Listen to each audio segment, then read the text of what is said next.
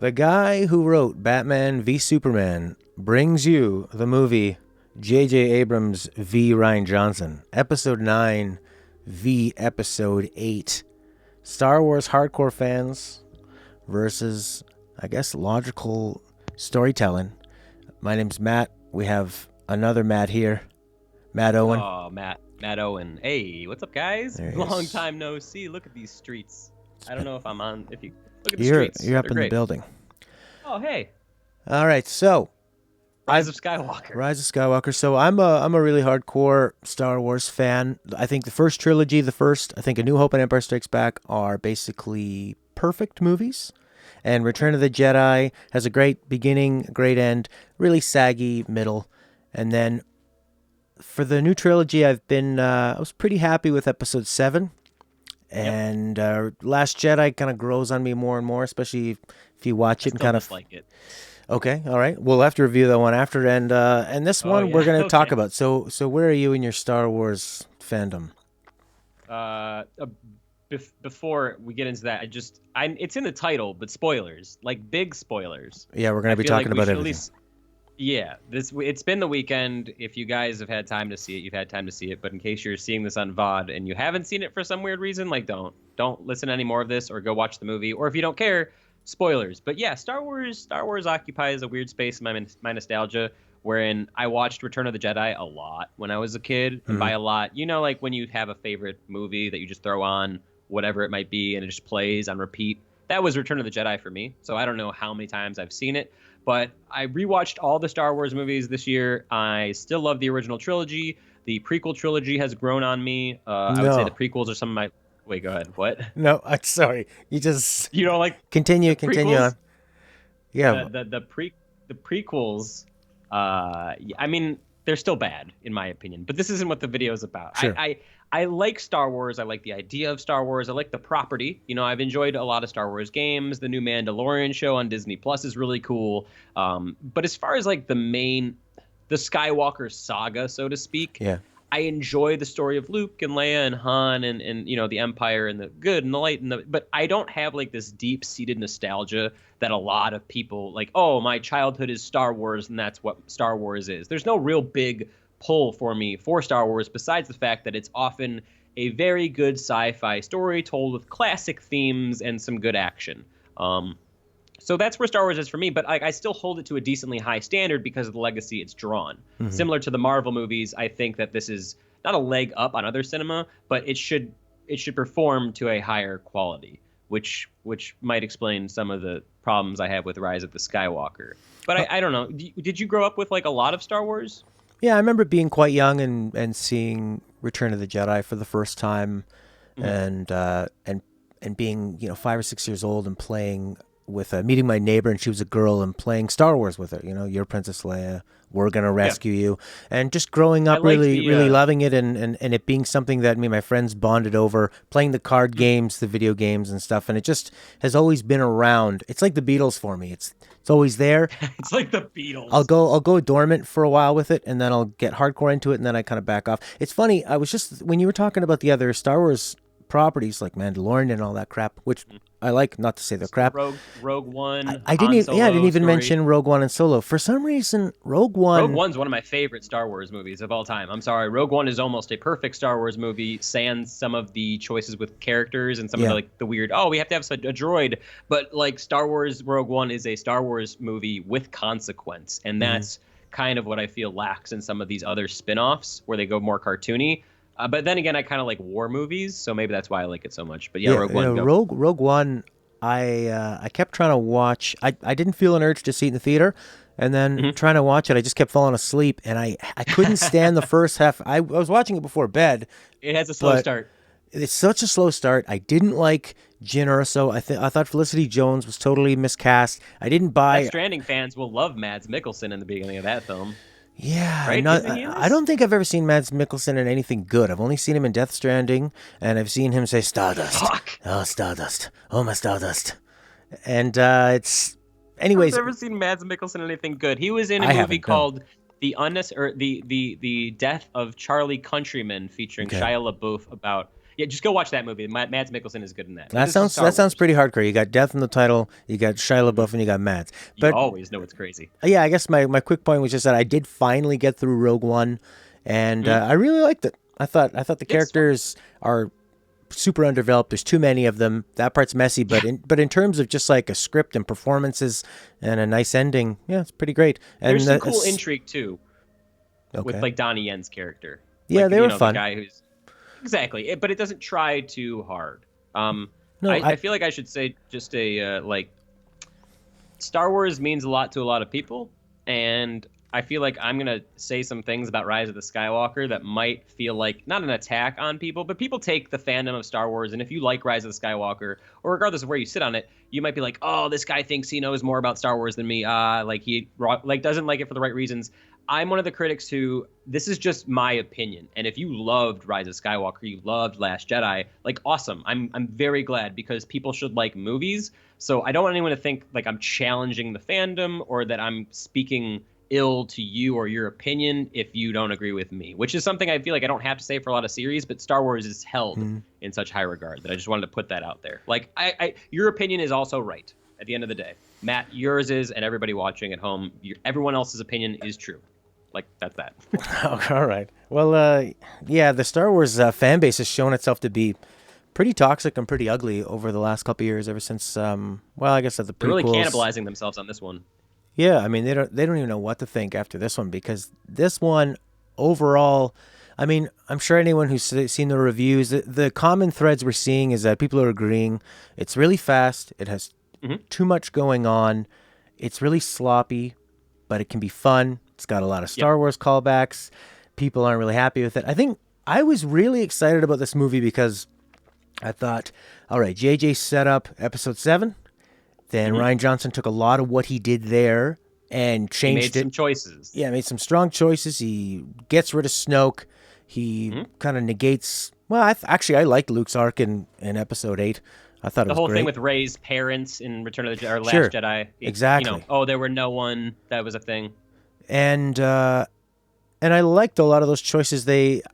What I didn't like about 8, and I don't want to make this a review about 8, was that Yeah. I just felt like the comedy was a little too tone breaking and a little too cringy, and it could have been tightened You up a could little feel bit. the Disney.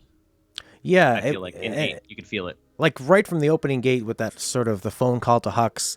Like Hmm. why are they talking like they're on phones? The Yo Mama bit was just kind of Hmm. made it a little cheesy, and then obviously the Canto Bite thing is like too long. But overall, I think that movie They holds reeled up it really back well. in. Yeah, they reeled that kind of stuff back in Rise of the Skywalker. I think for. I mean, there's still funny parts. Poe was enjoyable. There was a few nice little the puppet character. What was that guy's name? Something Babu Frick.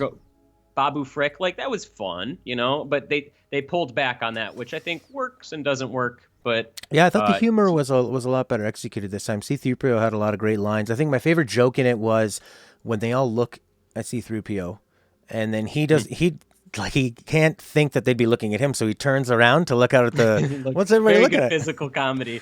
Yeah, yeah, yeah.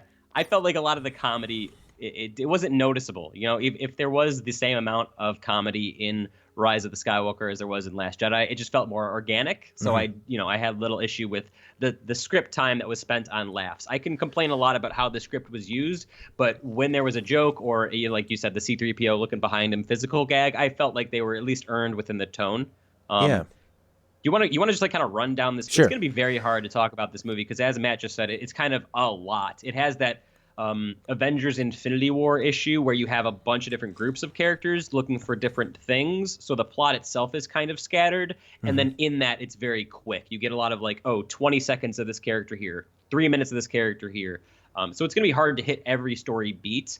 But I think there's some very big choices made in this movie too. A lot of big logical leaps that start right from the beginning. Okay, right from the So beginning. you If you want to take it from the did, top? yeah, if you didn't play Fortnite, if you didn't Yeah. join Fortnite to hear this, Yep. the opening line of the crawl is "The Dead Speak." So this isn't something that they decided to put in the movie, but actually was. They mentioned this at the Game Awards that there was going to be a special Star Wars drop of information. They hinted at it, and Like a new Palpatine scene or actually something in Fortnite. speaks in Fortnite, talking about the Sith coming back to fix the error, get, and he says revenge really loudly, basically as revenge is bolded in the opening crawl. So yeah, we find out that the dead speak. Palpatine's back. I We skip that. Yeah. I know you don't watch like a lot of trailers. In fact, I think now you're the kind of person who just watches like a teaser and goes, "I'm gonna see it," you know. In one of the more late trailers, Kylo is they show that first scene of Kylo walking up to the giant kind of triangle thing. It's like the second scene in the movie, and you hear Palpatine go, "It's been me the whole time. I've been every voice you've heard." Really? That whole thing of Palpatine saying, "I've been behind this the entire time," was shown in a trailer. Wow. So I feel like I kind of already saw bits of that. I knew Palpatine was going to be in the movie, like you said, from the Fortnite thing and also from the Disney Expo thing where they brought out Palpatine's actor and stuff. Right. If I hadn't have seen any of that stuff, I feel like it would have been way weirder to me that they just brought the Emperor back.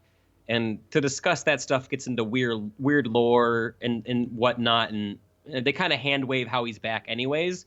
But yeah, like that movie starts with a leap. Yeah, like, so he's back. I had no idea he was going to come back, other than I knew that in some trailers you had heard him laughing or something. Yeah, I think in the first teaser you heard him laugh. And they keep saying this like, no one's ever really gone.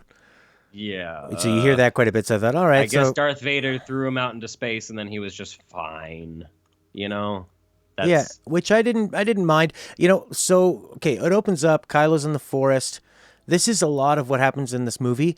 We're kind of in a scene. Where are we? I don't know. We're already moved on to the next scene. So we don't. Kylo's doing stuff. Yeah, he's there. He's killing a lot of people. There's some stormtroopers hanging out in the background. This is the first of many lightsaber fights that become kind of I find the action, I got very, very desensitized to it. Whereas, like it looks well shot, but it's not. It doesn't hold any emotion. Yeah, exactly. You know what I mean? Like if you look at the original trilogies, all the original trilogies, lightsaber fights, all of them, every stroke basically is telling a story. Like Luke walking up to Darth Vader the first time in Empire Strikes Back, he's telling the story that Darth Vader with one hand can shove Luke away, and it's easy. Yeah. Whereas a lot of this Rey and Kylo, I guess, is to show that they're evenly matched. But there's a lot of that. In the end of Force Awakens, I feel like I'm going to do this a lot, and I'm going to try not to. We see Finn with a lightsaber, and he holds his own against Kylo. So, even 2 movies ago, Kylo arguably could have been beaten by a stormtrooper who was just lightly Force sensitive.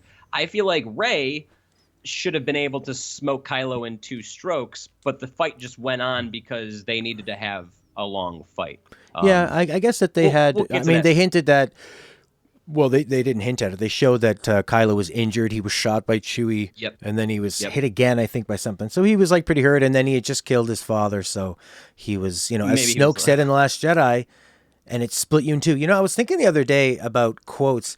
There are so many from The Last Jedi that kind of stick out to me. And like when I try to think of what people said in The Force Awakens or even this one, Rian Johnson has some really nice dialogue in The Last Jedi. Rian Johnson's. He's not a bad scriptwriter. Rian Johnson is not a bad filmmaker. He just doesn't make Star Wars movies in the way that J.J. Abrams started to make the Star Wars trilogy. That's just how it is. And that's kind of the problem too with Rise of the Skywalker is that J.J. Abrams could have run with a lot of the decisions that Rian Johnson made, but he was almost defiant in that, no, I wanted this thing to be kind of how I wanted this thing to be. And so even though I could work with what you gave me, I'm just going to overwrite it, which was a lot of the beginning of this movie, the whole Palpatine thing. Yeah, well, that's what's the main problem is that he not only had to undo what he didn't like of what Rian Johnson did, and then had to basically redo, and set up all the stuff. And then also, by the way, there's an entire movie that has to close off the whole trilogy. So that was the problem is that you have so much to do, and while you're busy undoing all this other stuff, why are you introducing... So that's the main problem is that what we just said, plus he's like, oh, I know, let's have them try to track down a wayfinder and a dagger. That's the second thing. That's some of the biggest problems is just why are you introducing all this new stuff and not spending any time on it? How did this kind of get through? And I'm wondering, is this sort of like the Batman v Superman Justice League influence of just kind of throw a lot of things at the wall and then J.J. Abrams kind of able to charm it through? For me, it felt like They knew kind of where they wanted characters to meet up. Like they might have had that Kylo slash Rey fight already on the ship. There's a big fight towards the middle of the movie with them fighting. There's this big waves crashing. They might have had that image in their head and went, okay, we need those two characters to be on that planet at once. How do we get them there? And that's kind of where all this like it's a thing I hate in both video game storytelling and movie storytelling. I call it goalpost pushing. It's where you think this is what you need. You need this item to save the world. And as soon as you get there, they push the goalpost. You either need to help this person to get there, or you need to go to this thing to do that. And that was the running thing with Finn and Poe and Rey's kind of arc through this movie is, okay, we need to find this Pathfinder. We get there, and now all of a sudden, here's Lando to tell us exactly what we need because he happens to be there. And then as soon as they get to there, this thing happens, and now we're going to this next thing. It seems like they were just kind of ushering people to different planets for story beats, but the overarch, there was no reason. And it was almost like, because there has been no overarch across the three movies, I don't know, it felt like it lacked motivation. And it's hard to piece it together in my head because there's so many things, and it's all done so quickly. It's kind of hard to chronologically put where was where or what happened when. So it feels like they were just moving these characters around like chess pieces. And at points I was like, wait, well, how is Kylo getting there so fast? And you don't even have time to process whether or not that character should actually be there. Right. Or if they just decided in the middle of a scene that we didn't see, I see that Rey is there, I have to go there now. It was just shuffling people around to reach a finality that I don't think they really thought too far ahead about. Yeah, I mean, when you look at A New Hope, it's Tatooine, it's Death Star, and then it's the Battle of Yavin. Empire Strikes Back is Snow Planet, Asteroid Field Chase, Dagobah, Cloud City. Return of the Jedi is Jabba's Palace, Endor, and the Death Star room, and that's it. And this was like Red Planet, fucking Storm Place, desert with a festival. Yeah, Kylo starts off on the foresty planet. Then he goes to the Emperor's lair. Which was all right. I like that little the action scene was cool to start the movie. That was nice, and I mean I liked the his way of holding a lightsaber and how they kind of started off the film with that, and they really framed him as the. That was actually really interesting to me, is how it started off with him, and I thought, this is cool, but they're showing him in such a heroic light of he's cutting down everybody, and people forget that Kylo literally blew up planets.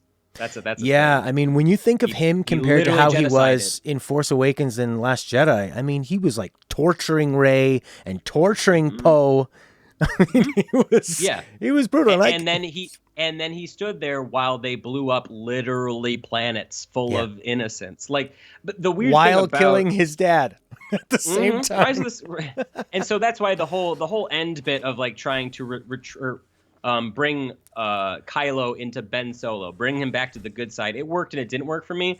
The reason Kylo Ren's arc as Ben Solo and that whole transformation back to good works for me is because Kylo Ren is one of the only consistent characters throughout the whole entire series. Yeah. They didn't really mess with his arc. They maybe didn't do as much as they could have in Last Jedi.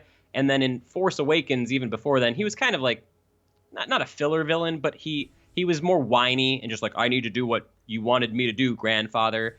But you could tell Adam Driver always had some passion behind the character, was really giving it his all. So in these scenes in Rise of the Skywalker, you felt like it was all earned, even if some weird character shifting stuff wasn't earned from Rey or other characters, Kylo always felt earned. It felt honest. So I could see him becoming good, and in the moment I could forget that he genocided like multiple planets. But that was like one of the only things that felt believable to me as far as character arcs go. And I think that's because, number one, like you said, Adam Driver is pretty amazing, and he did a lot with this character. And that is not to say that Daisy Ridley is bad. Not to say that Daisy Ridley or anybody she's fantastic. else is bad. I think she's super super charismatic.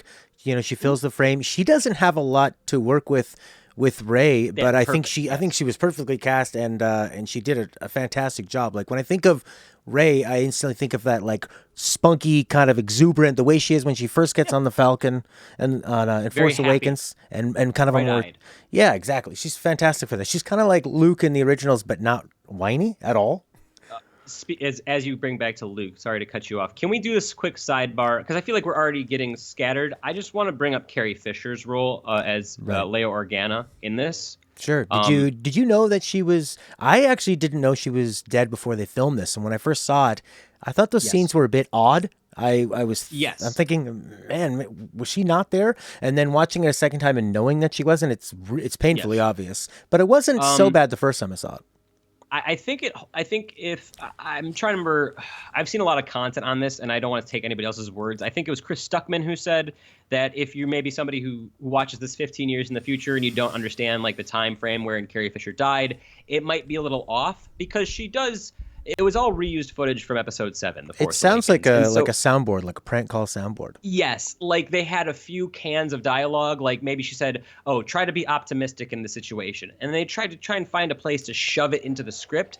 So it doesn't really feel like the character because Leia's always been, very. She knows what to say, and in this movie, she's kind of like you said, a soundboard. Like always look for the dark or always look for the bright, and you can't always trust a droid. And they made She's it like a fortune cookie. weave. Exactly. They made it weave into the story. But to that point, the fact that they were reusing old footage, they had the point where Ryan Johnson could have ended Leia's story in The Last Jedi, but they brought her back. And Kylo's arc was such an important arc to the story. And you can't just like leave his mom, Yeah. Leia. You can't just leave that. You need to have Leia in there. So I felt like the way that they brought her in and then did her death, where she uses all of her force powers left to distract Kylo when he's fighting Rey. I think they did a good job there, but like you said, it was painfully obvious at times that they were kind of using a Carrie Fisher soundboard. Hmm. But to that point, like they did very well with what they were given. I feel like she had a presence in the movie. I feel like Leia was paid justice. I feel like Carrie Fisher was paid justice, and I feel like it still made sense within Kylo's arc. It's. I'm just glad that they didn't flub that. I felt one of my biggest problems in The Last Jedi was when they used Carrie Fisher's. I always vision her as Carrie Fisher, Right. but Leia's body after she'd been blown out into space, they Yeah. kind of Mary Poppins her back in, and I felt that was disrespectful for not only the late actress but the character too. And I didn't know where they were going with it. Well, And so because when you first see her, we know she's dead when we go to watch this movie, and then all of a sudden yes, you're confronted with her being blown up and frozen in space in this moment where you yes, think she's dead. And I remember thinking, okay, they're like milking this emotion that yes. she died, and this is gonna be her moment, and then she kind of comes back to life, and it's very confusing. And that was one of my biggest problems with The Last Jedi is how they handled that. And I thought it was very disrespectful, not intentionally maybe, but just the wrong timing. So I was at least glad that they didn't try to do anything crazy. They didn't turn her into a force ghost that started shooting lightning everywhere or something crazy. Yeah. They just made her a nice character who existed on the sidelines but still impacted the overarching story, and that was good. I just want to say, no matter what I say about Rise of Skywalker beyond that, like good on them for Carrie Fisher, and also good on them for realizing Kylo Ren's story and how it tied into Leia's story and Han Solo's story, because Well, we saw Harrison Ford in this movie. yeah, he came Sorry if back. No, yeah, it's I was surprised. I had written down all these plot points, but I'm realizing I don't think that the filmmakers took the plot too seriously. So I'm not. I mean, we could go through beat for beat. I'd rather just kind of talk about what we're talking about.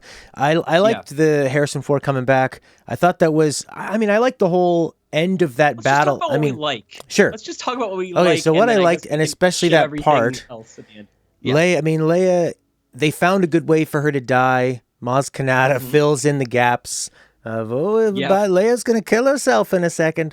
She lays down. How did they Use all of even her do that? strength. I All guess of that they had a deleted scene So of Leia going and laying down, yeah, they show. or I was don't know. that a Did you body have to go double? to the That might have been a silhouette, actually. there is that one thing you see her walking away. Yeah. As Maz says, oh, she's using the last of her strength to reach out to her son. You see her walking away, and then the next thing you see is her laying on the bed. So maybe it was CGI, maybe it was whatever. You don't see her face. Could in that. yeah, And it then could when have you see been her on the just bed, anybody. when she's on the bed, it's all covered with sheets. So Well, yeah, yeah. So her distracting him and calling out, and then Ray stabbing him. I thought that was great yeah, because Ray has actually shown a lot, and this is another thing they took from The Last Jedi is that Ray did go straight to the dark side, and they were kind yes, of teasing it that maybe she would go bad, and they've been playing off in The Force Awakens and in The Last Jedi as well that Ben has this. Well, Ben is calling out to Kylo, right? So Hmm. I really like that. And I mean, Adam Driver didn't oversell it. I mean, Yeah, I loved that when he he has a died, tendency to oversell it. he just it was this shock, like, oh, I'm dead. And he didn't make it too dramatic, which I think Yep. works really well because he did end up coming back to life, which this film does a lot with Chewie dying. Oh no, she's coming back to life. Kylo dying, Yeah, like that was a little three weird. times Kylo dies and then comes back and Okay, let me just interject here. yeah. I'm hearing a lot of people really mad about the force healing, which is okay. I understand that. To that point, Baby Yoda in The Mandalorian, slight spoilers for episode 3 of The Mandalorian, can force heal small wounds. So that is something that's in canon. The main issue I had with the force healing and the other force powers that Rey learns is at first they're not earned. The first time we see Rey heal anything, it's like a sand snake, a weird sand snake Yeah. thing. And it's like she can just do it without trying.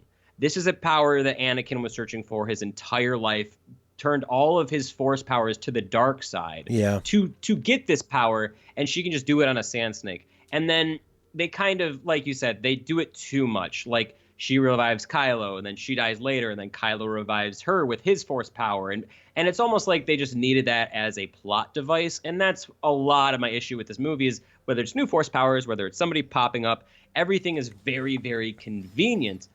But like you said, they're not taking, it doesn't seem like they're taking the lore super, super seriously, or at least they're not thinking that far ahead through. So, whatever. I guess that's my thing with Rise of the Skywalker. I mean, I don't like a lot of parts of it, but I don't hate it. A lot of it to me is like, whatever, okay, we're going to do this. All right, I'm Hmm. there with you. I don't like it, but like at this point, okay. So, okay, she can force heal. Okay, she can do this. But it did make for good moments. Like you said, Kylo, there's always been a very nice duality of Kylo between the villain he wants so badly to be Right. and the tortured person he actually is. And Adam Driver does a very good job, no matter how cliche that arc is, of realizing those more honest parts. And there's that scene where he talks to Harrison Ford's memory. He's not a Force ghost; he's a memory, and that was a very good scene. Hmm. It end capped that thing in 7 when he kills Han Solo. I thought that was good. So I really liked that portion. Sorry, I went off on a tangent. Continue. Jace, longtime patron, is in here. Says Hey, just feels like Ben in the movie, but also as a character, completely gets the shaft. I said Ben as in Solo, and Rey as a Jedi and a powerful Force feels forced in the movie so much, and there's no payoff to Ben's redemption and sacrifice. So I don't know. I don't think. I never felt like he got the shaft. I was actually, I mean, he was the focal point of the movie, and he ended up having I mean, they just kind of stole Return of the Jedi. He got turned to the light, and then he sacrificed himself in the end to help kill the Emperor. So it was like yeah. very just kind of ripping off Jedi, and that Hmm. was that was the payoff to his redemption and sacrifice. I mean, Rey being super powerful, they show her kind of like reading through the books, and her friends mention And they that. do her like levitating with all the rocks, and that Leia's been training her for a year and something Yeah. like that. So there's arguably that she's had more training. And Poe I guess I says just Poe says to him like, "What are you doing? We need you out there. you're You're our here best studying fighter. all the time." To what Jay said, I think that's the thing is, I'm okay with the idea of there being super powerful force powers. Hmm. I'm okay with the idea that somebody can suck themselves from space into a ship. I just have issues with the way they use it. I had issues with the fact that they only used that on Carrie Fisher's dead corpse, just Right. like I have issues that the force healing in this was unearned on a sand snake and then only when the plot required it, and only for these big things. But I don't agree that Ben Solo wasn't he was given the shaft. I think that he was given the shaft in the script.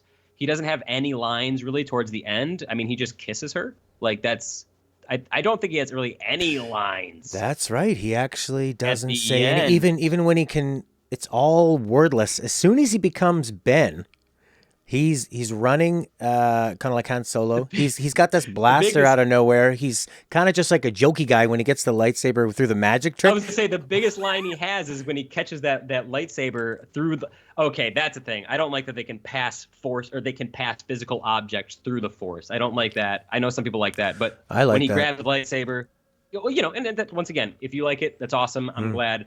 It's something I don't find fun, but I do like when he gets the lightsaber and then he looks at the Knights of Ren and kind of is like that. All right, let's go. Like the lines he has are nonverbal, but they work. Like they do work, and whether or not that's Adam Driver or whatever.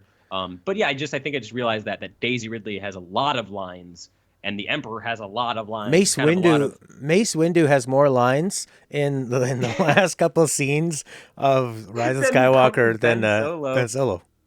Hayden Christensen has more fucking. Oh yeah, yeah. And to that point, yep. At the end, I did like. So in the end, when they've the ending is the part that I really don't like. It's kind of they're boiling everything down where the Emperor is like, I need to use your guys' powers as a diadem, which is a new Star Wars thing, because they can act. Dyad, sorry, as they can force heal each other. So he's going to suck out their souls and rejuvenate himself. And he says, I am all the Sith. And then Rey says, I am all the Jedi. And then deflects his force lightning that took out everybody in the ship or whatever, in the fleet. When she does have that thing where she hears all the Jedi voices, not only did they include, Samuel L. Jackson, Hayden Christensen, Liam Neeson, but they also included people from the animated series. Yeah. Wait, Freddie Prinze Jr.? Oh, who's he? He's in Star Wars Rebels. He's the main Jedi there named like Kanan or something. Conan. It's pretty good. But I did hear those because I've seen some stuff from the animated series, but not all the way through. And I was like, oh, okay. It was nice that they're at least calling out that extended universe beyond the numbered series. So I liked that bit. Jennifer Hale. I'm looking over here. Of Mass Effect. Yes. She's in there. I guess she plays like yes. Ashoka or somebody in one of those. Yeah. Another thing I wanted to say that I liked, for as many times as I went, okay, I guess we're doing that now in this movie, I also went, ooh, that was sick. And a lot of that happened during the when they were doing, there was a speeder chase kind of in this desert planet where you get Poe and Finn and Rey, and they're being chased by these jetpack stormtroopers. Mm-hmm. And there was some very cool visual things, very colorful things. BB-8 kind of throws up this exploding dye powder stuff. I liked the explosions. They do some really cool vehicular maneuvers and throwing people on with grappling hooks. I thought that sequence was fun. I thought it was cool. So to that fact, the spectacle worked on me at points. At the end, when the Emperor shoots up all of his big lightning and the base kind of booms out, like that I thought was cool too. So this movie is not without its fun action set piece moments. And those parts did work for me quite a bit. There are a lot of set pieces. Yeah, I liked the imagery of when they were on the speeder bike chase. It felt like Mad Max. I liked that shot of Rey, sort of the camera racing up on her and then her pulling the pistol across her body and firing at them. I thought that was pretty fun. And that was nice. It did feel kind of like character overload because they had all the characters from the old movies and all the droids from the old movies, the new droids, and it was like, let's throw in a new one that really didn't need to be there. Droid that has the secret. It had what was the secret it had? Like it was able to identify something because it was actually a droid that was on somebody's ship. I can't remember. There was some secret it had. Also, what was the thing with Finn's secret? Finn's secret, I guess at first it seems like he was going to say, I love you, because Poe was going, oh, you want to tell her when I'm not around? But I think that in the end it had to do with him saying, I'm also force sensitive, and maybe that's why he just wants to tell her. Yeah, because I think it was just really, it was really weird that they did it the first time, and I could be like, okay, it's a one-off thing, but then Poe brings it up later in the climax of they're about to die, right before the General Hux reveals that he was the spy the whole time. And it seemed like they really made a point of it like multiple times, and then they just kind of let it go. So, I mean, once again, I think it's information that we as the audience knew. It's either, hey, I love you, Rey, or hey, I have the Force. It's not something that needed to be said, but it seemed weird that they wrote it into the script twice and then just kind of left it. And it was like they almost kind of lost complete control of it, where there's these things in there and you think, did you guys forget that you brought that up? Oh, no, you're mentioning again? Okay, well, it's never mentioned again. Hang on, I want to get to what Jace is saying here. Yeah, Jason's making some really good points. We keep getting this family build up with Ben, with his dad and mom and uncle, and in the end, they still abandon him in favor of Rey. We don't even get his force. Hold on, real quick. I have to stop there. The whole arc with Ben and his mom, but I don't think they abandoned him for Rey. I think Rey Rey has a connection to Leia because she trained him, and then I don't buy that she has a connection to Luke because in the Last Jedi he's just an asshole to her. So I don't buy that. But in this movie, Han Solo appears as a memory, so maybe it's not him as a character, but he Yeah. appears to tell Ben like, no, it's okay, you can go to be, I forgive you, and then his mom literally dies to bring to distract him. So it's not like they abandoned the whole thing they were building up with Leia and Han as much as it is they seem to end cap that movie where Rey says, I'm a Skywalker. Right. That felt less earned. I understand they gave it more attention in the scripts than maybe it should have, but I don't think they like neutered the familial story with Kylo. In fact, I think that's one of the one things they did well. Just to refute that point, but once again, it Yeah, is but your what opinion, you're I saying agree. is okay. So Leia uses her last dying breath to help Rey kill Kylo. Is what I get. happens. Oh, okay. I guess I get. Yeah, no, I get what you're saying. Like maybe it was. She should have been like, "I love you, son," or something. Like yeah, I Like, get. I mean, I like how that worked, but I Okay, see I see Jace's point of, yeah, I see your Leia point. Yeah, Leia's like, oh yeah, Rey, let's kill him. I'll distract him over maybe it's here. just I'll distract him because. over here with my motherly love, and then you stab him through the chest. Well, I think maybe it's just because I really like that scene with Han Solo, and there's always been this thing of But maybe this see, is me but real looking quick, back on the see other that's how this episodes. movie works is where something comes up that confuses you, but then they're like, hey, Han Solo, remember? Yeah, and I can't remember which one happens for. No, his mom uses her force power, or Leia uses her force powers to make him die. Yeah. That's before Han Solo, No, yeah, it's right and then yeah, before. no. So that is a valid point, Jason. I'm wrong. Like they did a decent job with his story and his coming back as to being a good person, but as far as like and I think maybe that comes with the problems of having Carrie Fisher passed away. Like I think they wanted to have a scene where Kylo and Leia met up again. I think that was something they were trying to do, but they just didn't. They couldn't.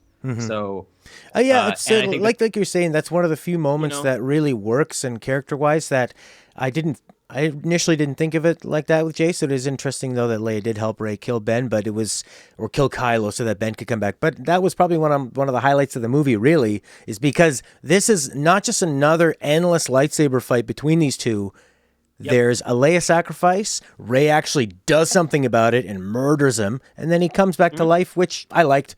Ben comes back, and then the Harrison Ford thing I thought was done really, really well. It was nice to see those two finally interact, and I love that he called him Dad, and Han says, "I know." That's I it. know. That was Yeah, fantastic. yeah. That's a really good scene between Driver and Ford. Jace also said we don't get even his Force Ghost with his mom and dad. Law would have been a nice touch, in my opinion. I do agree there. I But Han had Solo wouldn't have a Force he Ghost. wouldn't have a Force Ghost because he's not a Jedi, and I also don't think that Ben would have become one with the Force as quickly. And been able to become a Force Ghost, like that's when you disappear. That's because you're becoming one with the Force. Yeah, but Um, I mean, when Vader turns into Anakin and Jedi, he's there. However long it takes him to get down to Endor and have that party, he shows up. True. Yeah, I mean, true. Yeah, so it's. I feel like this all stems from the whole thing of me having an issue with Rey being a Palpatine as just a plot convenience. And in Yeah, the end, when she goes, "Oh, what's your last name?" She goes back to Luke's home, buries the lightsabers, has her own lightsaber, and then this passerby is like, "Oh, what's your name?" She's like, "Rey." Well, what's your last name? And she says Skywalker. I think Jeremy Johns said this in his spoiler review. Once again, not trying to steal anybody else's words, but I think it would have been stronger if she said Palpatine, because the Star Wars is all about legacy, and it's kind of saying no, Emperor like Palpatine will be a good name. But I feel like that was just the end few minutes felt like not underwhelming, but when compared to the original trilogy or even the prequel trilogy, the ending, at least the last scene, always felt like celebratory. yeah. Like everybody was having a big party in the Return of the Jedi, and then everyone was celebrating in Return of the Sith. Or no, not no, people weren't celebrating in Revenge of the Sith, were they? Wasn't that What Darth in Vader going no? Revenge of Revenge of the is that what it is called? Revenge of the Sith? Yeah, that's Yeah, him just episode going three. no, and that's it. Movie over. Okay, I just felt like it was a weird like kind of like thing to end on. And they didn't do much with Finn, which was I liked Finn a lot. Yeah, they really shoved him out. He seems like he hates Disney. There's an interview where they're talking to Yep. him, and they go, "Hey, would you ever want to come back?" He's like, "What? And be on Disney Plus? No way." Yeah, right. Well, and that's the thing too is John Boyega was not an unknown, but like when people saw him cast as the Stormtrooper in Episode 7, people were like unsure how he would do, and he proved himself across Episode 7, 8, and other movies that have since come out. That Boyega's a great actor, and that's coming back to my point. I don't think anybody in this film did terrible acting. I think everyone did really good. It was just what they were given wasn't as good. But I think they could all stand on their own and have really good character arcs. But this movie is trying to do so much. Like I already forgot about the whole thing with Luke when she goes and gets his X-wing. Now that scene there, I think that sequence is a total microcosm of this movie. Ray is before you even know what's happening. You're like, oh, we're on Octo, and I know that because I've seen Porgs. Okay, I've seen Porgs before. She's burning his TIE fighter. She goes to throw the lightsaber. Luke shows up out of nowhere. Hey, you guys like Luke?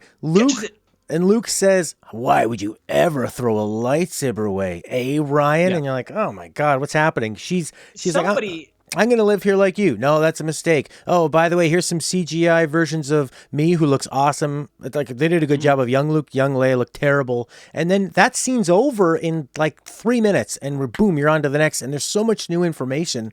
That scene there is basically what is wrong with the movie. And then the unearned thing of Luke, like Luke, Yoda lifting up the X-Wing and Empire is important because Luke can't do it. And he thinks it's impossible. And Yoda disappointingly does it. He's like, look, I wanted you to do this, but it is possible, you little baby. Luke doing it is just like, remember this? Now we're doing it again. It's fan servicey, which a lot of this movie is fan servicey, and it feels like they're pandering to you instead of like enjoying the fan service with you. This is coming back to that point that somebody else made, but then I reiterated it, that Rian Johnson made decisions and that JJ had the option of either running with them or doing his own thing. And that hand catch, right, where he catches the lightsaber and says, you shouldn't, this should be handled with more respect, because in Force or Last Jedi, he immediately throws it into the ocean, right? In The Last Jedi, Luke has an arc. Luke starts off as a grumpy old man, but in the end becomes one with the Force and realizes that he was wrong, and then blah, blah, blah, blah, blah. So that scene, it could be exactly the same, right? They could have exactly the same visuals, but instead of catching the lightsaber and going, this should be treated with more respect, which is a wink, all they had to do is be like, he catches it and been like, I too did not understand my power at one point, blah, blah, blah, like, because or something more snappy. Like something more snappy that recognizes the fact that Luke literally, he got over all this already. Like this has already been accomplished. He doesn't have to poke fun at her because that was him and he learned from that. So he could have had some sort of wise thing to say instead of like a wisecrack that is essentially 1/6 of his movie lines, Yeah. If you're going to bring back a character as big as Luke Skywalker, which of course you're going to because it's the last episodic Star Wars film, at least give him a little bit more, Not to say that he was severely underused, but that, like maybe it wasn't even a poke at The Last Jedi. That's just me reading into it and all of us reading into it. But I mean, obviously, I think that part feels like, oh yeah, we should have Luke in here. How are we going to do that? And I go, well, she could go to Octo and she could try to quit, and then, I mean, she goes from I never want to do this again to okay, I'm going to do it in one scene basically. And it was like, well, maybe you just didn't need to have Luke, or Luke could have showed up in some other way. But that scene was just, it felt like we got to, what it kind of reminded me of? When the Harry Potter movies got to the really big books like Goblet of Fire. And 5, 6. Yeah, and they were trying to fit in so much information. We're like, we're going to name every single character that needs to be named and show them, but we're not going to let anything have time to develop. That's what it really felt like. It felt like they were condensing it down from a book or like 3 seasons of television, and we're just going to take out all these bits and jam them all in. Like Jace was saying, it burns through everything so fast, but it's actually like a 2.5 hour movie. Yes. Yeah, the pacing too. I mean, there was parts of that movie where I felt bored. I didn't feel a lot during the movie, whereas in episode 7, I felt quite a bit. I really I enjoyed some of the themes and I felt for the characters. Whereas in this one, I was kind of bah humbug for a lot of it. But coming back to my earlier point, just like you said, it was like that. JJ went, okay, I want to have a scene where Rey and Luke are back on that island in 8, and then I want to kind of retcon some stuff and then have Yeah. a cool moment where she gives him the ship, and that's the whole movie.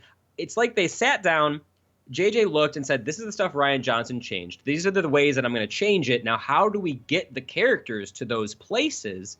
And that at no point did he sit and go, okay, maybe I can just have like a compromise where I can still make the movie I was trying to make, but it works consistently with The Last Jedi. Whereas this movie refutes not only The Last Jedi, but it refutes some of JJ's own storytelling, this is where we get into like nitpicking and getting deep into the things that don't make sense and the plot holes. Mm-hmm. But everybody's already like retread this. The one thing I just want to bring up, that really, it took me about 20 to 30 minutes after watching the movie to think of this, but the whole arc, is that Snoke, the First Order, they rise up. But it was actually the Emperor. Emperor Palpatine made the First Order, who blow up planets, and then throughout all of The Last Jedi are terrorizing the galaxy, right? They're just blowing shit up. They're killing people. The First Order are there. They are the Empire, right? Mm-hmm.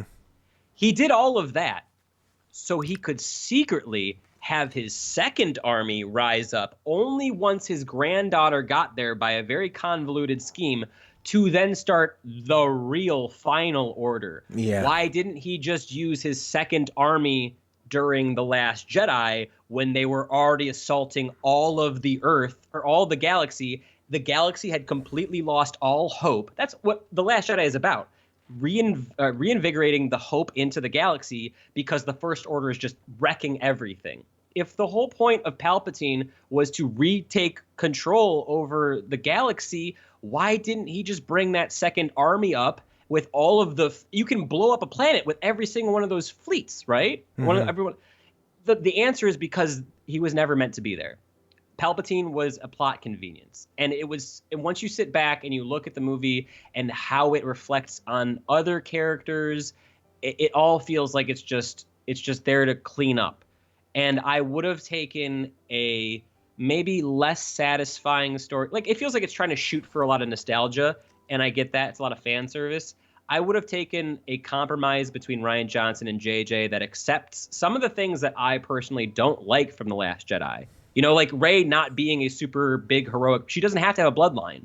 She doesn't have to be a Palpatine. She can just be a strong Jedi. Mm-hmm. Even though I don't really like that idea a lot, like, I would have been better with them running with that instead of JJ going, no, she's Palpatine's granddaughter, because Palpatine at 65 actually had sex with somebody and then had a kid and then they had a kid. And it's just like a lot of, okay.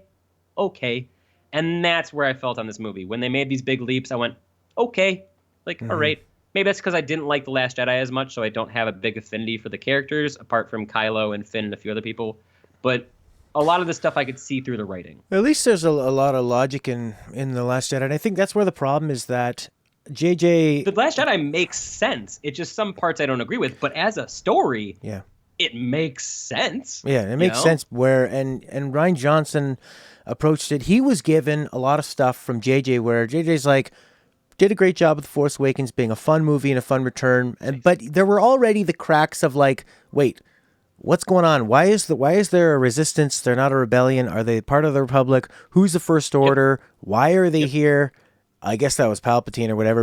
And that was kind of the first bit. But you glossed, that was such a strongly constructed movie. You didn't worry about that stuff. But now those cracks are really showing themselves 3 movies in. Well, and it's one of those movies that I hate people who go like, oh, this remake or this sequel ruins my favorite movie. I don't like the idea that a movie that you don't like can impact another movie that you do like. But it makes sense in this in this instance because it takes things like in episode 8 when Kylo says to Rey, your parents were nothing, right? And then in episode 9 he goes, well, your parents were nothing, but I just chose to tell you that they chose to be nothing for so long. It's like in that moment in 8, when he says that, you're Yeah. like, oh, damn, Rey's, whatever she thought of herself as this big superhero, her parents mean nothing. Like, that is a big moment for her. And then when you look back and you know the resolution of this movie, and that Kylo knew all this and Leia knew all this, it doesn't feel like it doesn't feel honest. It doesn't actually make any sort of sense. And I guess that's why I just kind of wash my hands of this movie and go, whatever. If people like it, that's awesome. I think it's okay, because there's some strong characters, but they wishy-washied with a lot of them throughout 8 that they don't have like straight. That's why I like Ben Solo and Kylo. He's the one character who had a straightforward arc. They messed around with it a little bit in 8, but it maintained. Rey went from, a girl who didn't know a lot to super OP to even the most powerful Jedi in the entire world, pretty much. And it just seemed to be for a plot that they were all trying to reach.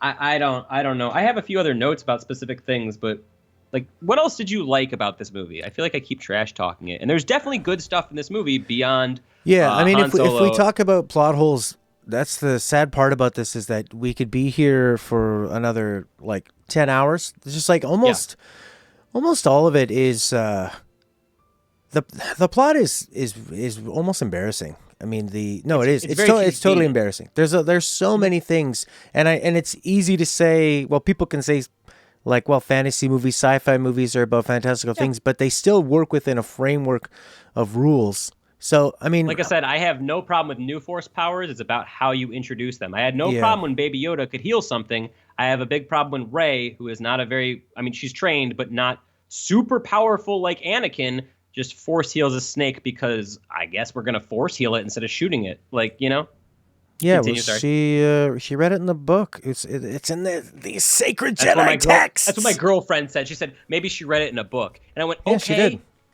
Okay, sure. That's what I felt like a lot of. Okay. Oh, you know what I would have liked? Okay, from things I liked. Yes. This is something that I would have loved to see tweaked a little bit. At the end, when Rey's dead, I think Daisy Ridley plays a really good dead person. I really wish they would have killed her. When Ben picks her up and he starts healing her, what I really would have loved is if, as he's healing her, it's like not working, and he like has to dig down, and then you see that he's dying from the effort. And and I think it should have been more obvious that he was like, this is going to kill me. And as she comes back, you see like the opposite, sort of like one glass filling up the other. Because what happens is when Driver could have pulled it off. Oh, he could have. But when she comes back, 100%. and they have this happy moment and they kiss. But when he instantly falls down, it was almost like a rag doll. Yeah, it's kind of a comic moment because he's like, and now she's gonna have this complex, like, whenever I kiss a guy, that's probably the first guy she's ever kissed in her life. And the kiss was really weird. She's like Rogue from X-Men.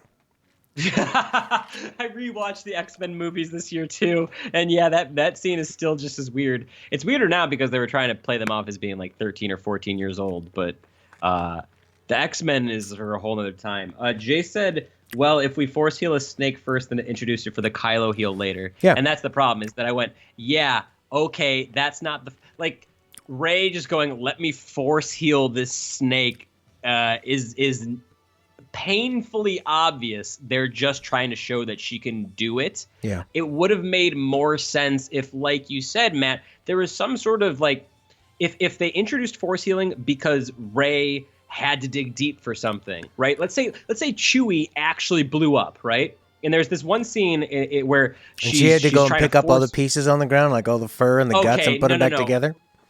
Let's say that maybe in that scene they pulled him a little bit further down, the thing exploded, and then Chewie's like burned or he's dying, and then she digs deep and it takes a part of her out to heal. Like maybe you see part of her arm deteriorating or some weird other Star Wars like something shit that happens to her grandfather, like the way when he uses the lightning. I don't know if it was because he was using the lightning that he looked older in Revenge of the Sith, or it's because Mace Windu was like directing it back to his face. All right, but I mean, that's how I interpret it. Like, he's using this dark energy. That's why he looks so crazy. Well, and if you're going to use the ability to force heal anything, it's such a big ability that I would have bought it if it felt earned. If you could tell that it's taking something out of her, because then Matt, just like you said, when Kylo or Ben at that point makes that same sacrifice Yeah. later, you'll know that it's killing him because he just had his life force dragged out of him. It makes it a bigger sacrifice. With how they set it up, it's just, oh, it's a good thing I know how to force heal, and I'm one of the only 2 people in the universe who does, right? Yeah, it was just the small rules. things. The rules felt really different. I mean, the snake healing, and because I mean, Kylo didn't die by the time she healed him. She healed his wound exactly like the snake. So I guess I can infer the logic is that, well, she's all the way dead. But like I was saying before, if they just could have shown that a little bit better, rather, because he looked fine when he brought her back, and then they kissed and she died. So it looked like the kiss killed her. Yeah, it's like, I'm done. Sorry. Jace was saying this is the movie of the ex machinas, and that's true. But I mean, we're at this point where like I don't even really want to talk about the plot anymore. I liked your idea of talking about things that were positive. Also, I want to bring up Serini wanted to get her thoughts in. She's in Greece, so it's much too late for her. But she posted to our Discord some thoughts about old Kylo Ren. There's actually like a whole there's like a fandom of people doing like a bunch of research on this stuff and like stuff with Lando and Ben. So I'm going to bring that up. Now for things that I really liked. Okay, so she was saying, all right. Okay, here we go. She was saying, Ben, the legacy character, is killed off, and so is the entire Solo, Skywalker, Amidala, Organa bloodline. Ben's death the Skywalker bloodline's dead now.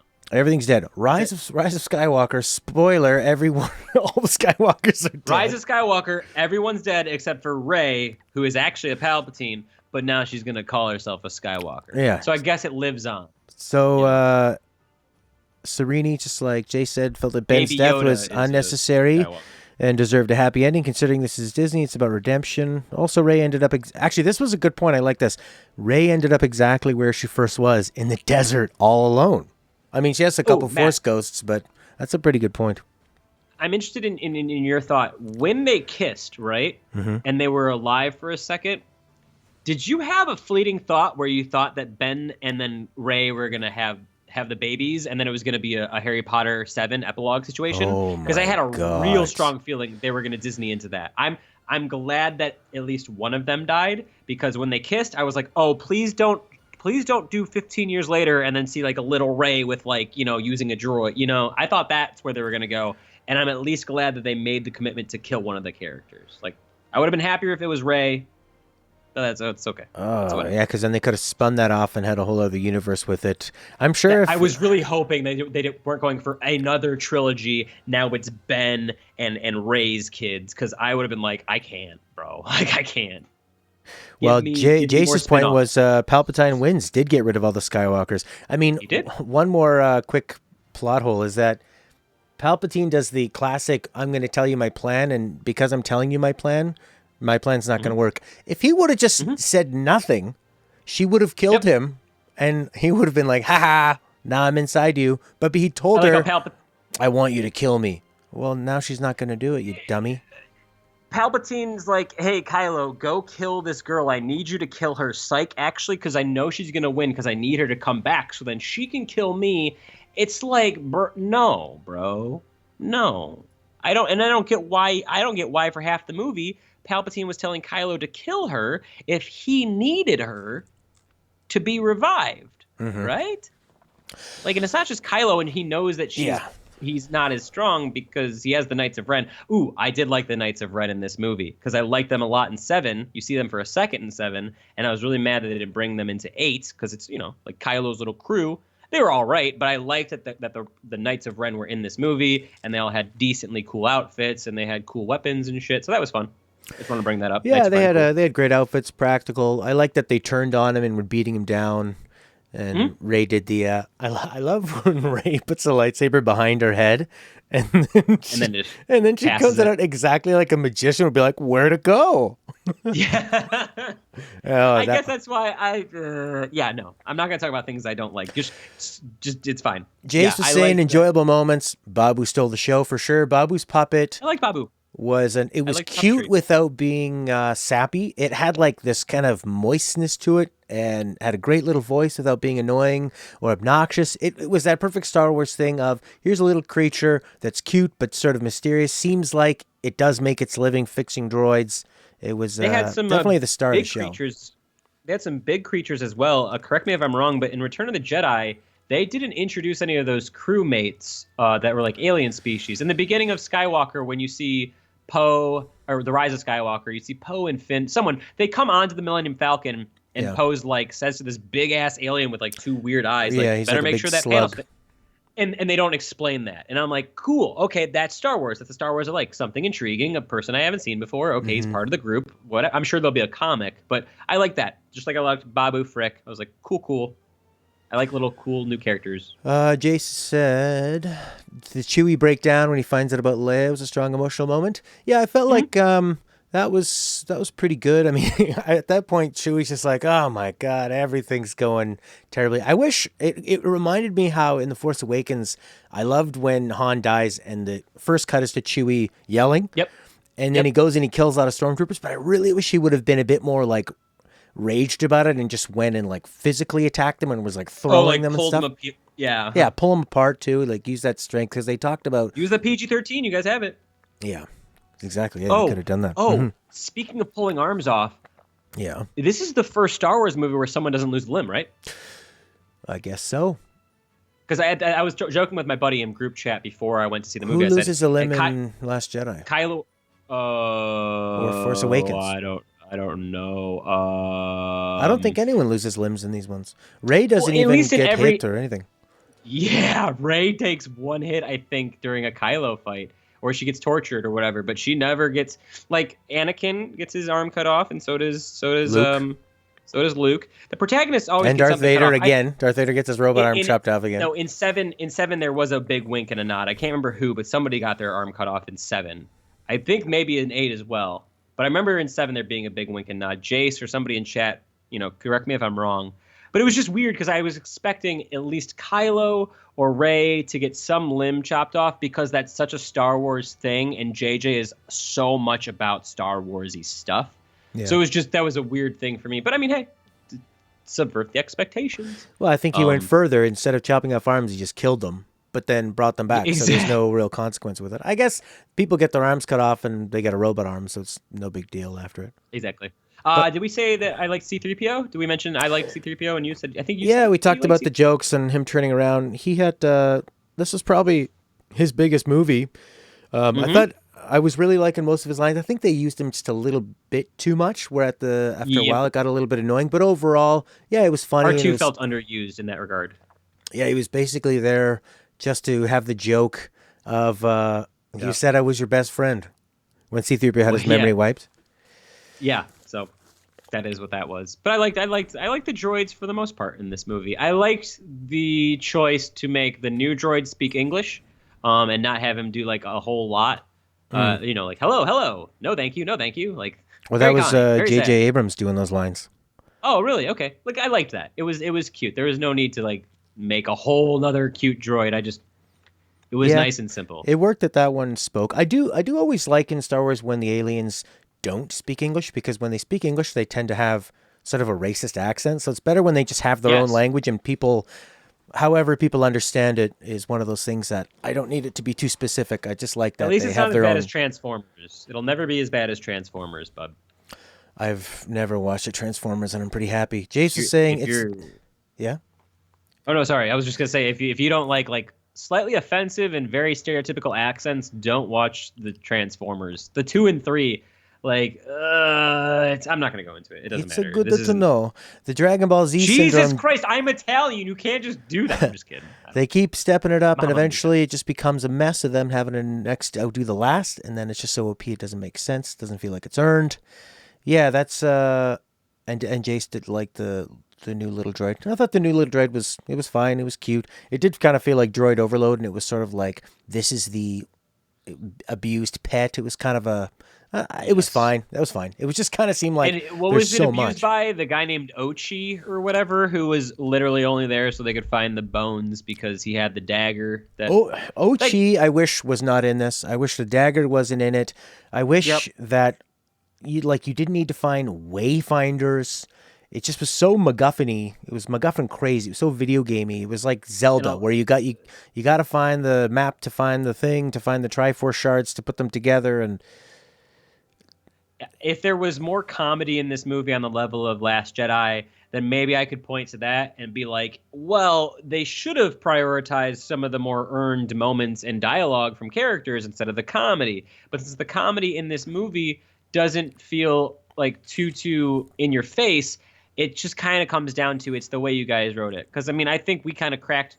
Not saying me and Matt cracked the fucking code on how to make Rey's life-saving ability believable, but it's all about how you approach things. And I think fans who are going to get mad about the fact that Rey has certain abilities or that she can do certain stuff without training is one thing. I can kind of agree there.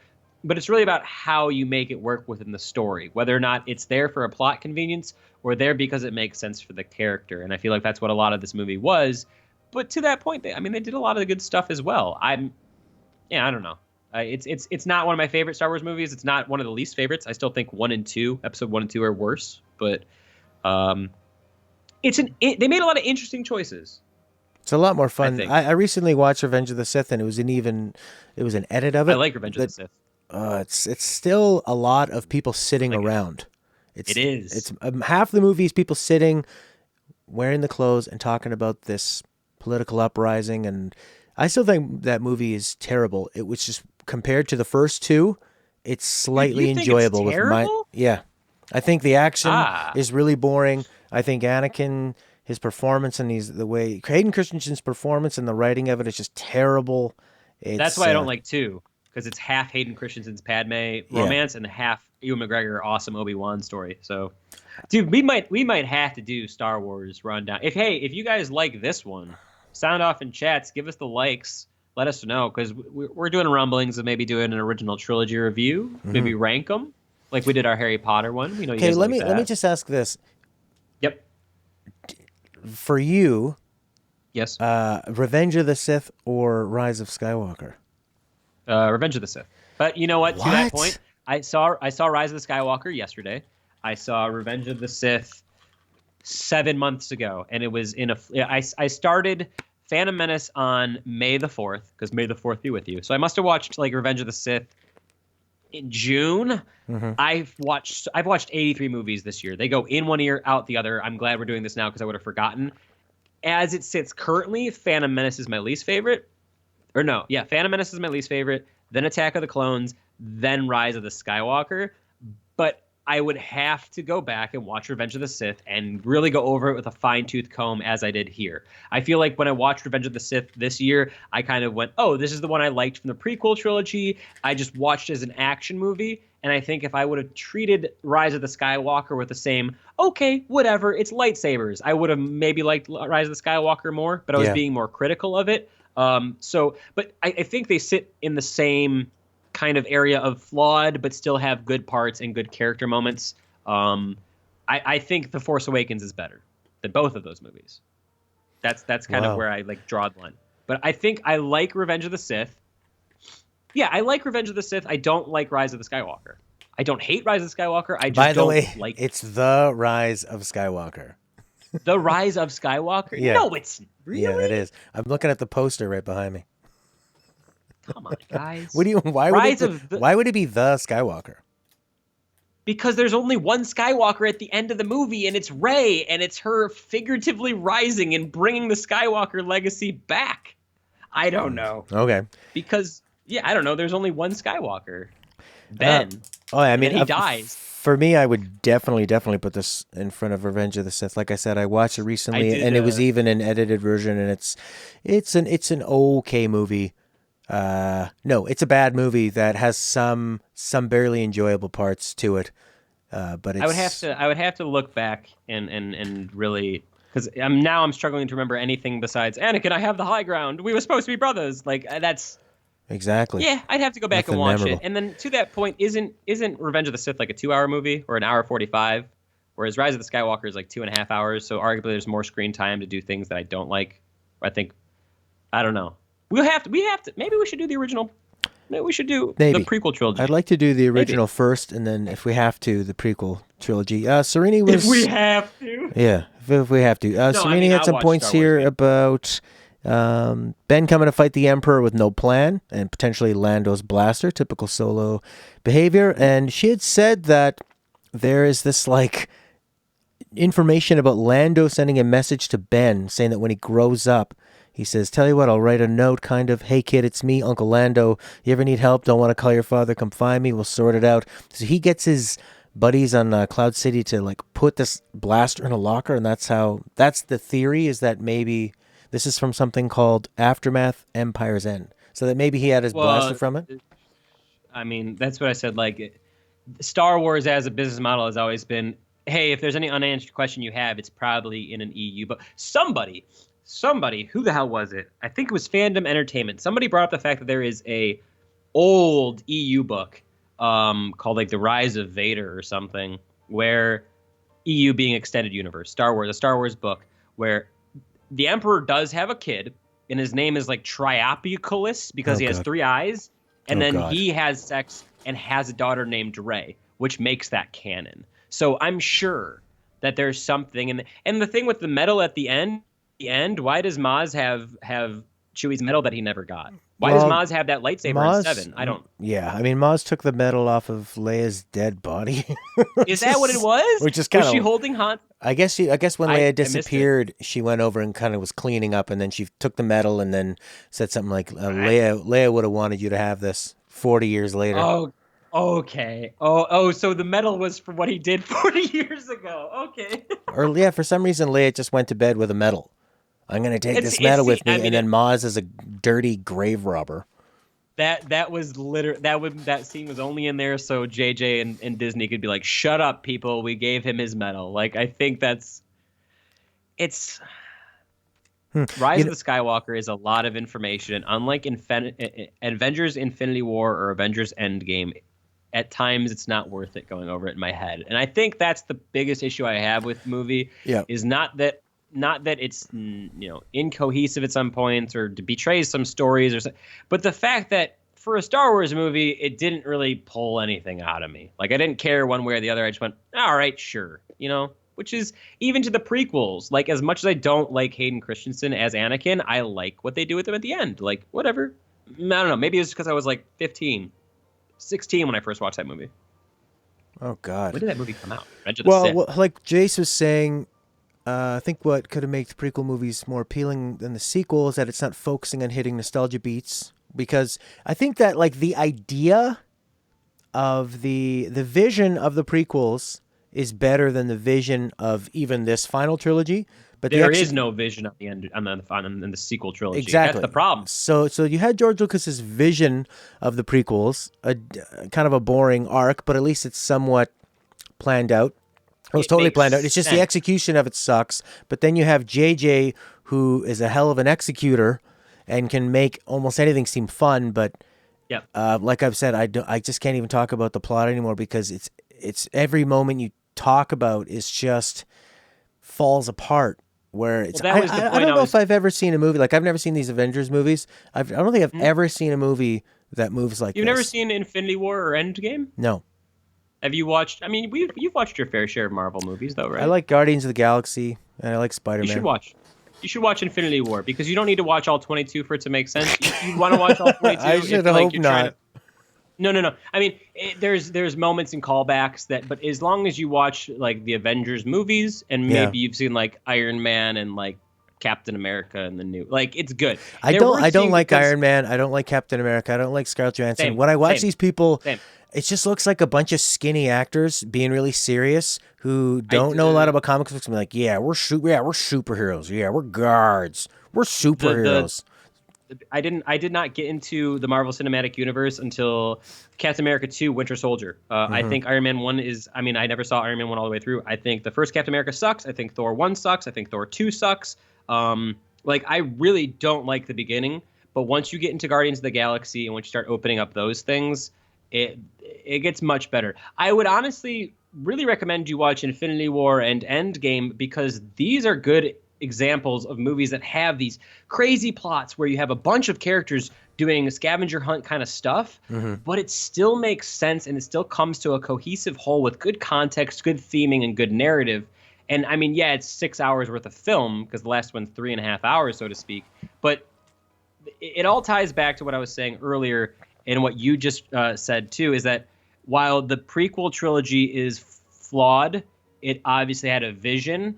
I would have rather taken a flawed vision over a spectacular mess, which is what this final movie was. It was spectacular, it was fun, it had some good moments, but plot wise, it just falls apart as soon as you start to put it under any sort of microscope, which unfortunately that's what Star Wars is known for. The deep lore. People love going into that, and if you're going to, not really pay a lot of attention to that, then you're going to have a poorly received film, in my opinion. I think Star Trek could have gotten away with something like this far more.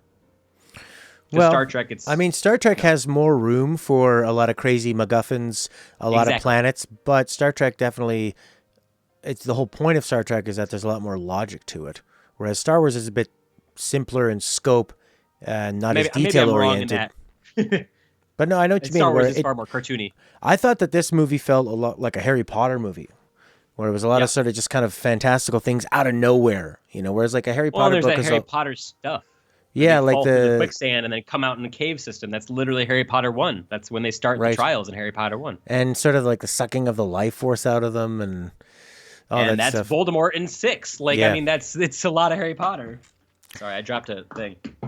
Last thoughts from Serini. She was talking about. She said they began filming August, what, 2018. Finished February 2019. Did His favorite show to reshoots pass away. in April. That would give them quite a bit of time to change the plot, considering the 70% of the movie she thinks is from the reshoots. She Yeah. liked Ray Nobody more because it showed how you can be someone great even without a powerful lineage. And then she said she would have preferred Ray Kenobi to Ray Palpatine. Further suggests that the Skywalkers mess everything up, and the Kenobis are the ones who clean up the mess. I would have preferred Ray Nobody to Ray Palpatine, even though I Well, like the idea of, Ray Kenobi. Like, I would have. I mean, I think that just having her, as much as like Ryan Johnson pissed some people off, the vocal minority, his choices were very thought out. He goes, he was Their stuck. choices. He was stuck with Luke's on an island. Ryan Johnson says, I don't think Luke should be on this island, but now that he's here and I've been given this, I have to figure out Yep. how to make it seem like he would be in the island. And then he goes, what would be, it's so easy to just say, the Emperor is your grandfather. Okay, Yeah. fine. But it's actually way more of a reveal to say you're nothing. You thought you were Yeah. something. So, I mean, those That's what I moments, mean when you're going back. Episode 8, it's a big moment when he says you're nothing. You come yeah. from nothing. And then it also speaks so much about how the Force is a palpable energy and it can imbue even the lowliest of person. You don't have to be a Skywalker. You don't have to be some great, somebody. No, I'm not going to bring that up. Never mind. That's a little bit too far. But you don't have to be this great foretold, like, Harry Potter-esque wizard. Like, there was had to be a prophecy about you to be good with the Force. Mhm. You just have to have hope. And I feel like they kind of shunted that by saying, well, nope, she comes from power. She comes from Palpatine, but she just chose to use her power differently. That's Well, why it the was whole just, Finn it thing was so being watered Force-sensitive down. The reveal is just so watered down. It's like, you're Palpatine's son's daughter. You're my granddaughter, my son. Yeah, It your actually- parents weren't. It totally reminded me when Palpatine was saying, "You've come to visit me." It really, My boy. when he was saying to Ray, it really made me think of like a grandparent being like, "You It's like the never holidays." visit me." And finally, You only come round for Easter and Christmas, so now you must kill me and I can absorb your power for Yeah. my real army. Yeah, would you watch this movie Yeah. again? right away, no, but I would. If somebody was like, "Hey, I haven't seen Rise of the Skywalker yet. Do you want to watch it?" I'd be like, "Yeah, okay, sure." But like, I wouldn't go to theaters and pay to see it with an audience. Mm-hmm. I don't, because Yeah. it's just a long movie and there's not enough of those big bombast. Like, I would have gone and seen Return of the or Rise the Last Jedi again because there's some movies or there's some moments that work cinematically that it's just nice to see on the big screen.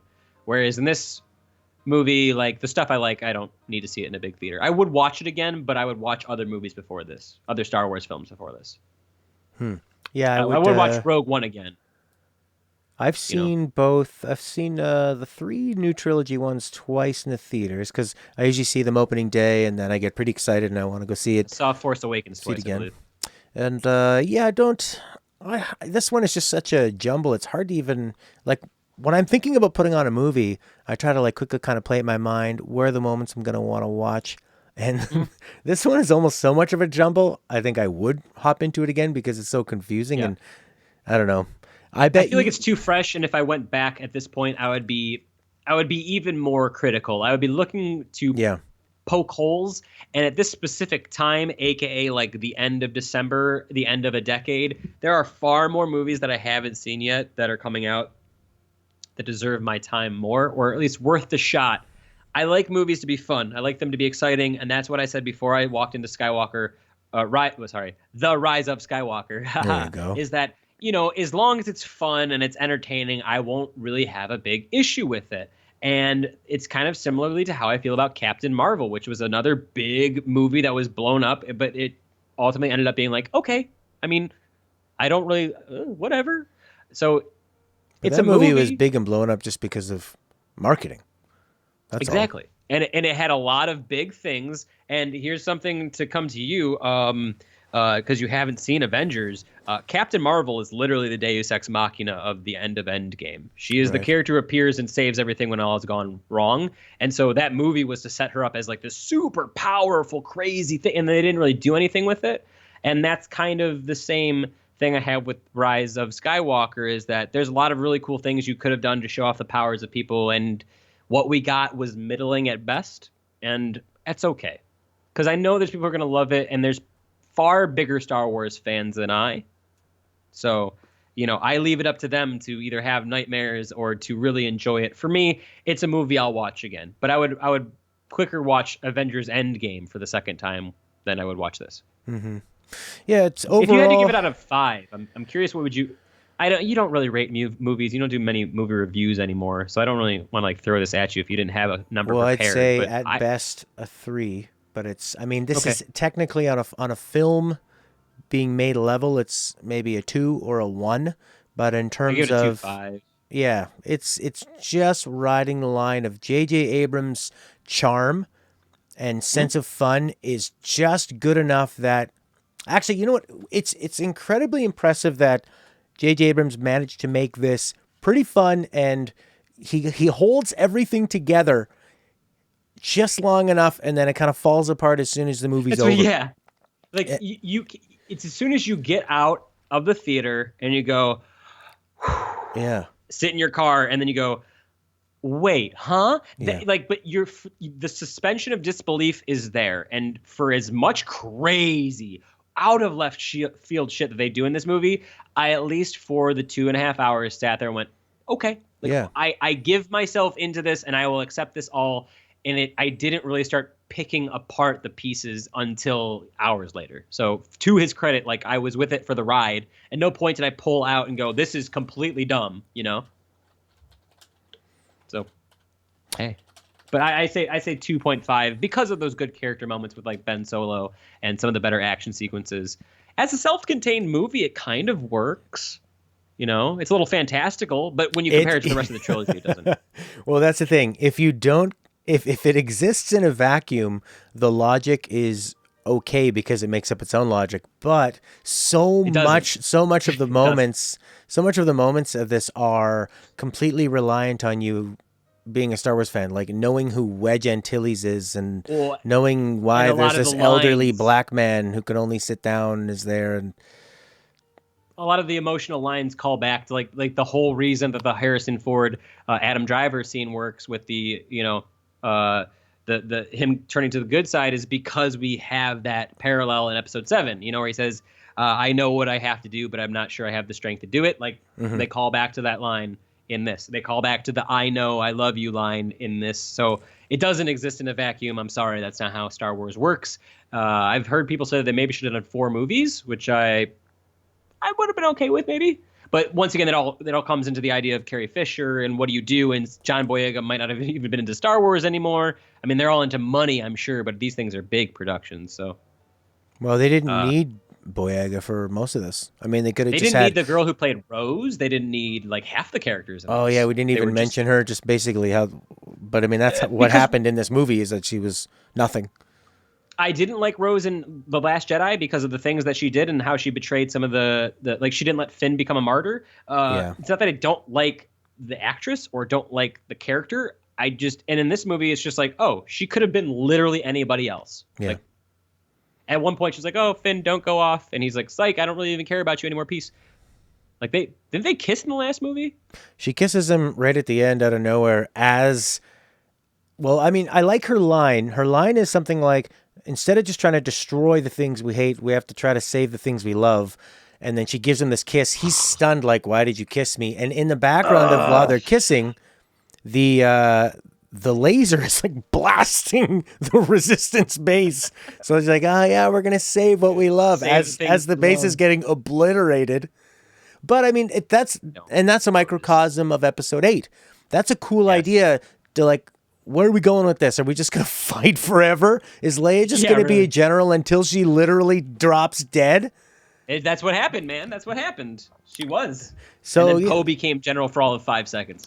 but I mean, yeah, I mean, if John Boyega wanted to leave, he could have just had Jana take over his role, and they could have met her, and she could have led the horses onto the ship, and all Yeah. this stuff. Like, why even have them? And it was, anyways. Why even have I'm so who tired is of talking about this plot.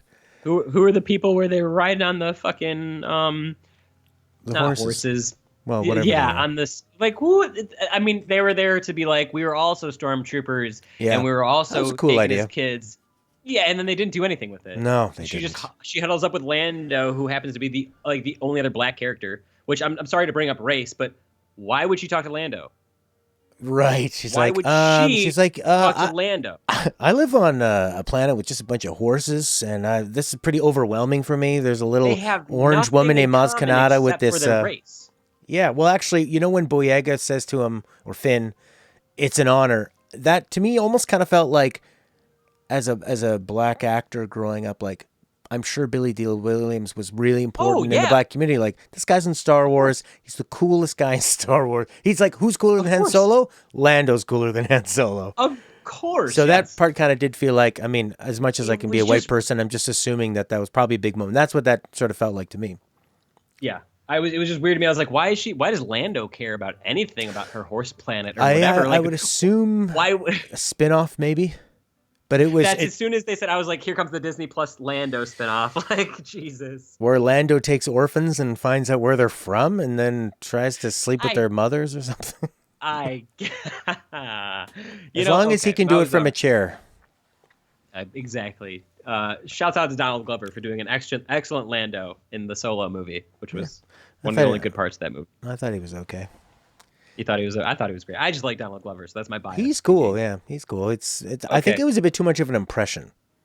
Yes, yes, he has a tendency to be very cartoonish in that way. But a lot of that movie was cartoonish. Maybe we'll hold those for our Star Wars spin-off spoilers reviews. All right, let's finish this. Overall, fun. Yeah. We gave a number on messy. it. Yeah, it's it fun. was. It was what you would expect when Disney obviously didn't have a plan, and these directors were fighting each other for control, and Lawrence Kasdan's not involved, and J.J. Abrams is tasked with trying to end this.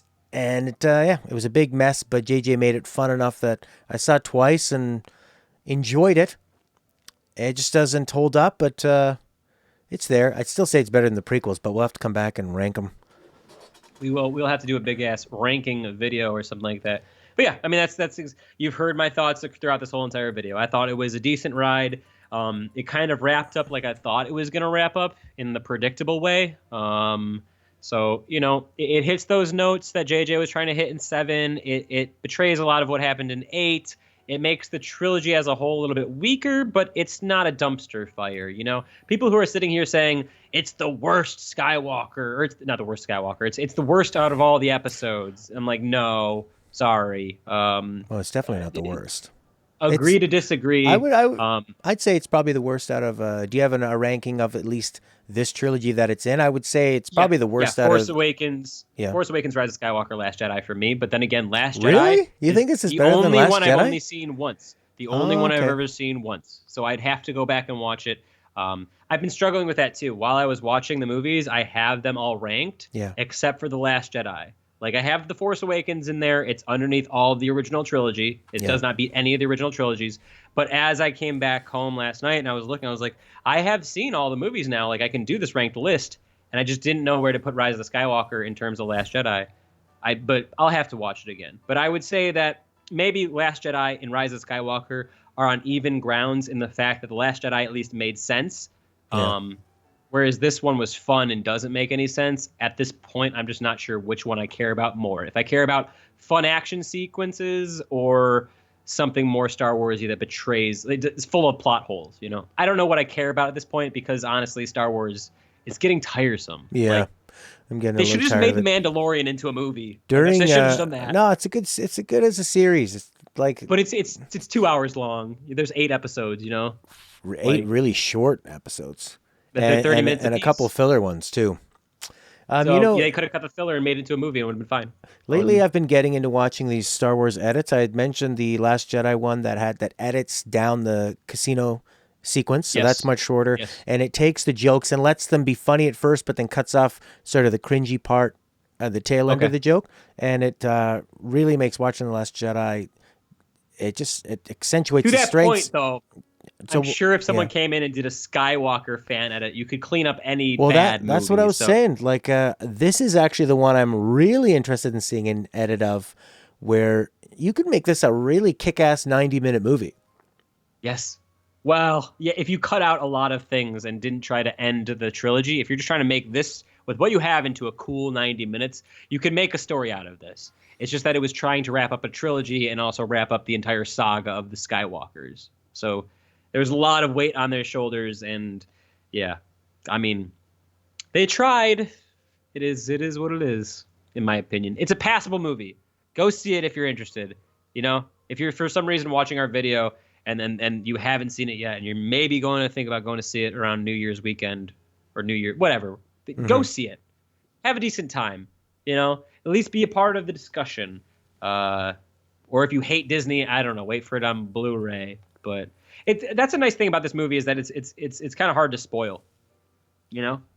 Like you could sit there and say like, oh, Rey's a Well, because it Palpatine. doesn't matter. Exactly. You could go on the internet and say Rey's a Palpatine. People be like, what? Why? And then it's going to take you 40 minutes to explain why that makes any sort of sense. So at least at the end of the day, JJ made a movie that you can't really spoil quickly. So yeah, he did good there, I guess. All But right. yeah. Well, thanks, Jace, for hanging and for your thoughts, and thanks to Serini for mailing the thoughts in. Yes, thank you so much, everybody. And once again, if you like this video, and you're watching in VODs, give it a thumbs up, leave comments, let us know if you want more of it, because we are eyeing this Star Wars ranking video and other ranking videos like it. If you haven't seen, we did the Harry Potter ranked. That was such a good. Yeah, that Wow, was really fun, that was actually. hours of content. We did at least an hour and a half on every movie, I want to say. And then and then a final And then ranking of it all, which was fun because Boy, we thought sat down we and talked for 9 hours at least about Harry Potter. yes, we did. All right, well, we're What were out you of here, saying? everybody. Okay. Good. Bye, guys. Bye.